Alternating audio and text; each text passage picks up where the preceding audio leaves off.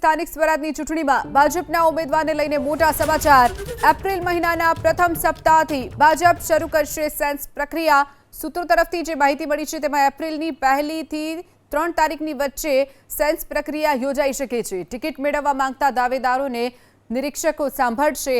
શુક્રવારે કમલમમાં ચૂંટણીને લઈ અને બેઠક યોજાઈ હતી, જેમાં 1 થી 3 એપ્રિલની વચ્ચે સેન્સ પ્રક્રિયા યોજાઈ શકે છે।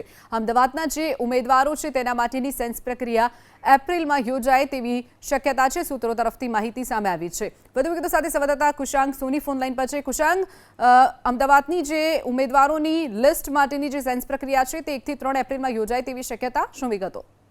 જો ન માત્ર અમદાવાદ પરંતુ રાજ્યભરમાં જે રીતના સ્થાનિક સ્વરાજની ચૂંટણીઓ યોજાવાની છે અને ગઈકાલે પણ એટલે કે શુક્રવારે કમલમ ખાતે પ્રદેશ કારોબારીની જે બેઠક મળી હતી તેમાં નિરીક્ષકોને માહિતી આપવામાં આવી છે કયા કયા પ્રકારના ઉમેદવારો છે તેમને પ્રાધાન્ય આપવું।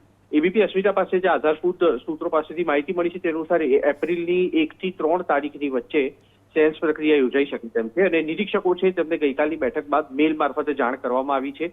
તેમને કઈ કઈ જે બેઠકો છે તેના ઉપર ઉમેદવારોને સાંભળવાના રહેશે।